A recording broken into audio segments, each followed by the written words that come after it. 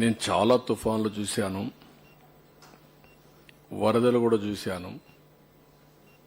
ఇంతవరకు ఎప్పుడు నేను చూడనటువంటి విపత్తిది. ఒకసారి క్లౌడ్ బరస్ట్, ఒక ప్లేస్లో 42 సెంటీమీటర్ల వర్షపాతం, జిల్లా అంతా 32 సెంటీమీటర్ల వర్షపాతం. బుడమేరు ప్రాంతంలో ఎప్పుడూ చూడనటువంటి ఉధృతితో వరద, ఫ్లాష్ ఫ్లడ్. గత ప్రభుత్వం యొక్క నిర్లక్ష్యంతో 57 కోట్ల రూపాయలు మోడర్నైజేషన్కి ఇస్తే అది కూడా ఖర్చు పెట్టకుండా ఒక రాజకీయ వివక్షతో క్యాన్సిల్ చేసి మొత్తం గండ్లను కూడా పోడ్చిన పరిస్థితి.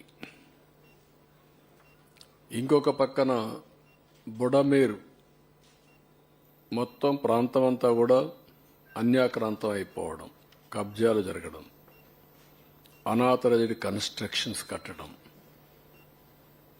ఒక పక్క నీళ్లు వస్తున్నాయి, వరదొస్తా ఉంది. ఒక పక్క ఈ నీళ్లు పోవడానికి వీలు కాకుండా అక్రమ కట్టడాలు, ఎక్కడికక్కడ అడ్డంకులు. ఇవన్నీ కూడా ఇంకొక పక్క ఒక చరిత్ర.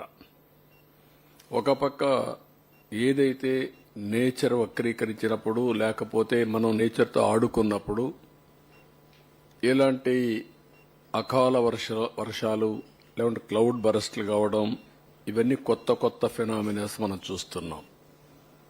అందులో మనం చేసిన, గత పాలకులు చేసిన పాపాలు, ఈ రెండూ కలిసి ప్రజలకు శాపాలుగా మారే పరిస్థితి వచ్చింది.